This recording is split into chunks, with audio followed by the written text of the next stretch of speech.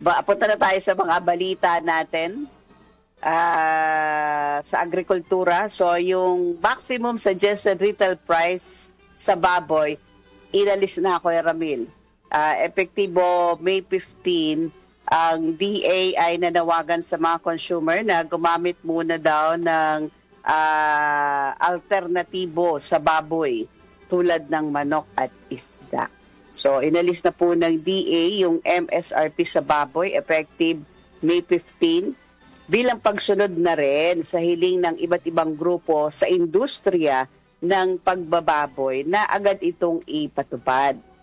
Ayon po sa DA, ang pangunahing dahilan ay yung sigaw ng mga nasa hog industry na naalisin na nga yung MSRP dahil sobrang baba ng supply ng baboy.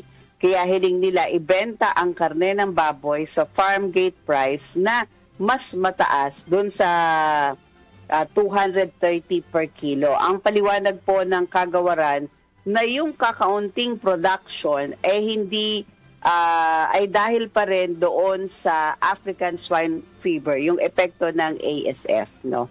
Kaya kukonti pa rin yung production natin. And tumaas pa daw yung demand ng consumer. Diba? Nagpasko, nag-New Year, tapos election period. Yan yung time na mataas talaga yung demand. O siguro mas marami kumakain ng baboy ngayon. Kaya nahihirapan na ibaba ang presyo ng baboy sa retail level. And maliban dyan, sabi pa ng DA, kukonti yung sumusunod na stakeholders doon sa MSRP. Kasi nga mataas yung pasa sa kanila, so hindi naman sila makasunod. And kaya binawi na po yung kautusan na yan para magkaroon sila ng panahon, yung DA, na pag-aralan muli yung kanilang strategy o hakbang para mas epektibong maipatupad ito at matiyak na sapat na ang supply at maibaba ang presyo ng karne ng baboy. O kasi nga wala daw sumusunod. O konti yung sumusunod. Alisin na lang natin. And ire-review. Actually, di ba sinasabi on hold? Hindi siya on hold. Ni-lift talaga para next maglalabas sila, parang hindi na suggested retail price. Ang sinasabi ng DA, ang ipapatupad nila, parang pahiwatig lang, is actual price ceiling. Kumbaga, hanggang dito ka lang, di ka talaga pwede lumagpas. Kasi, dun sa SRP, parang suggestion lang yun eh. Pwedeng hindi sundin, pwedeng sundin, parang gano'n na nangyayari. Depende sa konsensya. Depende sa konsensya ng mga nagtitinda. Yun ang kaya ngayon parang babaguhin nila yung kanilang strategy. Pero wala namang sinabi kung kailan ito gagawin. And nakadepende umano yan sa pagpapalabas ng bagong kautusan sa evaluation ng DA. So after evaluation pa nila yan gagawin. Sabi naman ng mga magbababoy, natuwa sila sa hakbang dahil hindi pa sila fully recovered mula doon sa epekto ng ASF, nila sa mahabang panahon, kulang sila sa suporta, especially nung tumama po ang ASF. So, walang parang suporta sa kanila. At yung hiling ng DA na ibaba ang farm gate price, mahirap na sakripisyo. Pero, para sa mga consumers, nakipag-cooperate sila. Diba? So, yan yung kanilang sentimiento naman. And yung pag-control nila sa producers, hindi solusyon. Dapat daw ang i-monitor ng DA or i-supervise, i-check yung supply chain hanggang makarating ito sa merkado. Dapat hanapin lahat ng mga ahente, ng mga biyahero at i-register sila. Yung gusto ng mga nasa industriya mismo. Parang lang yan, alagang baboy, di ba, may tag. Alam mo kung saan pupunta. So, ganito din doon sa karne ng baboy from producer hanggang sa merkado, dapat daw, natatag yan ng DA. Samantalang, apela naman ng Department of Agriculture sa mga consumers habang sila naghahanap po ng solusyon sa mataas na presyo ng baboy, hanap din daw tayo muna ng affordable protein alternatives tulad po ng manok, ng isda, di ba? Para kahit nga baka pwede ng alternatibo kasi para mas mura yung baka sa baboy. May 400 na baka di ba? Yung baboy na sa mga magkano ba? 380 hanggang 400, 450, di ba? Actually, sa ibang bansa, mahal ang baboy. Sa Malaysia, mahal din daw ang baboy. Ang local pork nila doon, nagkakahalaga ng 40 to 46 Malaysian ringgit, di ba? Mga nasa 500 daw yun. Kung i-convert sa peso. Ang alternatibo nila para sa pork, fish, chicken, mutton. Mutton, di ba? Yun yung, ano ba yung mutton? Kambing? Kambing, tsaka beef. And marami din sa kanila ang tumatangkilik na ng imported pork mula po sa Spain. Kasi daw, yung imported pork nasa 30 Malaysian ringgit lang. Oh. So, parang ngayon din, ganun tayo. Kasi yung import daw natin, Kuya Ramil, mas tumaas ngayon, mas dumami yung importation natin ng karning baboy. And may sinasabi nga si Kalulu last Sunday, sabi ni Ma'am Lulu, ayaw niya daw sabihin dahil syempre may mga magsasaka tayo, may mga magbababoy, pero yung mga nagnenegosyo, parang hindi niya mapayuhan na bumili local. Kasi matatalo ka agad sa presyuhan. Yung imported pork, mas mababa ang presyo. Mga 100, 120 ang diferensya. So, pag negosyo ka, sabi niya, mas okay ang imported. Kasi nga, ngayon, medyo mahal ang presyo ng lokal na baboy. Yun yung sad part. Sabi ni Kalulu, yung ating meat processing guru. Okay. Ito pa, another balita tungkol sa baboy. Yung pag-recover daw ng hog industry mula sa African swine fever, aabutin ng 2 to 3 years pa, Kuya Ramil, sabi ng DA. So, ngayon taon, 2025, nakikita nila na nagsisimula na or magsisimula na makarecover ang hog industry mula po sa ASF. At posibleng abutin ng 2 to 3 years bago po maabot ang bilang ng mga baboy bago tumama ang ASF. So, pre-ASF population. Mula daw kasi sa 13 milyong baboy noong 2019, kasi yan yung time na tumama sa atin yung ASF. 13 million 2019, pero bumaba ito hanggang 7 million nung dumating na yung ASF, 7 million. So, ang laki ng diferensya, di ba? Pero dahil din sa repopulation initiatives ng pamahalaan, ito ngayon nasa 9 million na. So, 9 million na yung populasyon ng mga baboy. Ito ay sa tulong na rin ng controlled vaccination program ng pamahalaan. Sa ngayon kasi, sabi nila, maganda yung result ng vaccination. So, wala na daw active cases sa Batangas. Matatandaan natin, last na balita, di ba? Batangas yung talagang tinamaan ng ASF. Ngayon, wala na daw active cases sa Batangas. Matapos isagawa yung mga pagbabakuna, pero may ilang kaso pa rin ng ASF sa Bohol naman. So, nandun na sa Bohol. Nag-travel na siya. And hinihintay pa ng DA ang clearance mula po sa Food and Drug Administration para sa commercial release ng ASF vaccine. So, ito po ay medyo masalimuot na pangyayari kasi sa ibang bansa daw, ginagamit na yung mga bakuna na yan. Pero bakit dito sa atin, hindi pa ma-commercial release? No? Yung una kasi, controlled. Ibig sabihin, yung gobyerno natin ang nag-initiate. Ngayon, yung vaccine sa ASF, hindi pa talaga commercially available dito sa atin. Pero sinasabi ng mga magbababoy, meron nga nabibili online hindi registered, di ba? Pero may nabibili online. Ayan naman sila sabi nila. Ayon sa DA, kailangan daw matanggal ang takot ng mga nag-aalaga ng baboy at dapat may kaakibat na insurance program para protektado din yung mga nasa industriya. Ikaw, bilang dating nagbababoy, ngayon kasi hindi na eh. Dating magbababoy. So, ayan yung mga developments. Ano ang iyong naiisip? Agree naman ako sa mga sa ginagawa. Oo. Ang ano lang, para bang ano pa tayo? Parang hindi pa rin magkaisa. Yun ang hiwa-hiwalay pa rin ba yung ano? Okay. Wala pang...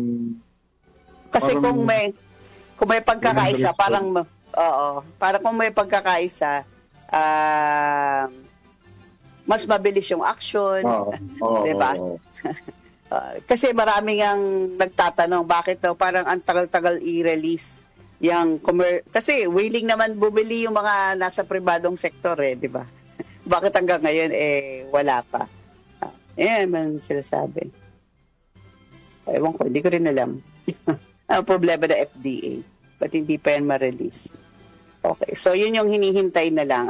Actually, narinig ko yung interview na yun ng ni Asek de Mesa dun sa issue. Sabi niya, ayoko na sana magsalita regarding dyan sa FDA, di ba?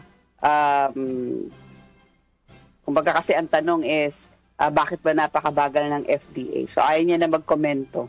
Antayin na lang daw natin yung clearance mula sa FDA. Pero ang saklap lang, di ba? Kasi ang laki na ng nabawas na population natin, ang dami ng namatay na baboy, ang dami ng naluging magbababoy. Ba't wala pang action? Ang ano pati dyan, yung mga small player, yung mga backyard, na nakakatulong sa industry. Tapo. Kasi kumbaga pang fill up ng kulang. Tapo. Nadadala. Oo, ayaw na. Ayaw na. Kaya, yun nga yun. Nakita naman na rin ng DA yun na dapat nga daw mawala yung takot. And yung isa nakikita nila is the bakuna, di ba? Kasi alam naman natin, epektibo ang bakuna. And yung insurance program nga, para protektado naman. Kasi daw, kapag tinamaan ka ng ASF, yung lahat ng baboy mo sa farm, ganun kabilis. Mawala na. Oo, ganun daw kabilis. So, pero, kaya... Na-experience ko yan. Oo, di ba? So, yun yan. Madadala talaga kasi hindi humura ang investment sa pagbababoy. Hindi humura. Malaki pong halaga. So, sana ma-action na to ng DA. Kasi kung 2 to 3 years ang pag-recover, ibig sabihin 2 to 3 years din tayong mahalang baboy. Yung ba yun? Mukhang nagiging na tayo, meat-eating people. Di ba? Parang sanay tayo sa pork. Parang ang nagpapamahal ng presyo kasi yung shortage. Okay. Kung marami ang nag-aalaga, maaaring mumura. Ako. Yun ang natin Parang may pumipigil sa pagmura. Pwede rin kasi baka mas maraming kumikita ngayon, di ba?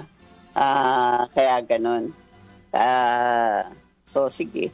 Hintayin na lang natin. Anong mga developments dyan? Kung sino man ang kumikita dyan, sana ma-actionan na. Okay. And dahil tapos na yung eleksyon, Kuya Ramil, available na yung 20 pesos na kada kilo ng bigas. Diba sabi, right after election, gagawin na nila. So, ngayon, papalawigin pa ng DA yung programang 20 pesos kada kilo ng bigas sa mga kadiwa centers nationwide sa susunod na kalahating taon. Matapos magdagdag ng 20 pang centers sa Metro Manila, Bulacan, Cavite, Laguna, Mindoro at Rizal, pagdating ng June 5, 55 na kadiwa outlets pa ang magbebenta nito. Ang sinasabi nga nung iba, sana kahit sa ordinaryong palengke, 'di ba? Merong 20 pesos na kada kilo ng bigas. So, may 3 phase daw itong programa na ito. Sa ngayon, nasa phase 1 na tayo. By July, phase 2, at by September, phase 3. So, phase 2, isasama na yung area ng Mindanao tsaka Barn. Ang pagpili ng lugar ay base sa dami o may mataas na level ng kahirapan. So, yun naman yung magiging basehan nila. And marami na rin nila ang mga LGUs na lumagda ng MOAP sa DA para dito sa 20 peso rice program. Nandiyan na ang Bohol, Siquijor, Southern Leyte. Meron ako narinig dito isa sa Metro Manila. Sa ilalim ng programa, yung mga sasaling LGU, Koy Ramil, ang mag-shoulder ng kalahati ng 13 pesos na subsidy, habang yung DA naman doon pa sa another half. Ito kasi yung NFA rice na ibinebenta ng 33 pesos kada kilo. Yung mga benepisyaryo ay makakabili ng 30 kilos per month. So, 33 pesos, yung 20 ibebenta, yung 13 paghahatian ng LGU tsaka ng DA. Diba? Paano yung transpo cost? Siyempre, dadalin mo yun, diba? Dadalin mo pa yun sa mga LGUs. I don't know, paano nila gagawin yun? Baka sa shoulder na rin ng LGU, diba? Kung paano itong mga, na to, sistema nila. Pero yun yung palang kasunduan doon. Maghahati sila sa subsidy na para maibigay sa taong bayan. And asahan madadagdagan ang volume o dami ng bigas na nakalaan para sa bentahan ng 20 pesos kada kilo ng bigas ayon po sa DA. Ang tanong, yung sinasubsidy nila, diba, pera din naman natin yan. At least Mabalik, oo. Diba? Tsaka sabi ngayon, namimili daw ang DA ng mga bigas galing na sa mga local farmers. I don't know kung totoo, i-text lang kami. Sabi na, sa 23 hanggang 24 pesos kada kilo. Baka na yun, yung talagang dried na. Sabi nabasa ko lang sa balita. Huwag niyo ako sisihin, ha? Yun lang ang balita. Okay. No comment. Okay. And another balita, nagbabala po ang Department of Agriculture sa mga mamimili laban po sa pagbili ng imported na sibuyas matapos magpositibo sa salmonella at heavy metals ang nakumpiskang shipment ng smuggled na sibuyas. Ang kontrabando ay nasa 2 shipping containers at nasabat ng CIDG sa Mexico, Pampanga, April 26. Ang mga sibuyas ay nagkakahalaga ng 4.1 million pesos at sinasabing galing China at dumating sa Subic Port noong April 20. Isinailalim ito ng BPI, Bureau of Plant Industry, sa laboratory analysis at nagpositibo nga sa salmonella at heavy metals. Yung mga sibuyas ay misdeclared ang shipment bilang processed chicken karaage. Dumating yan April 20. Okay. And ang sinasabi po ng BPI, ang National Plant Quarantine Services Division nationwide, inatasan na po na palakasin pa yung surveillance and monitoring sa mga imbakan at maging sa mga public markets. And tiniyak naman ng DA na patuloy yung inspection nila sa mga public markets para protektahan yung mga consumers, yung mga mamimili mula po sa kontaminadong farm produce. And sa initial reports ng CIDG Pampanga, dadalhin sana ang mga sibuyas sa Divisoria at ilang bahagi po ng Nueva Ecija. Sana wala nang ibang nakalusot. Oo. Diba? kung may ibang nakalusot, sana nga ma-intercept, di ba? So ingat-ingat po tayo. Paano ba malalaman na imported ang sibuyas? Yun ang ano. O, yung Magsasalit. O, di ba? Paano? Huwag mo naman sabihin malaki kasi kaya imported. Napoproduce naman din ng local market yung ganong kalaki na sibuyas. Especially red. Yung white, yes. Di ba? Kasi yung white, ang lalaki. Maalata mong imported agad. Pero yun. Yun yung ating mahirap para sa mga consumers na tanungin yung mga sibuyas, imported ka ba? Pag iba yung salita ng sibuyas, imported yun. Hindi naman ganun yung ating sistema. Okay, sige. Break lang tayo sandali. So, yung mga balita natin.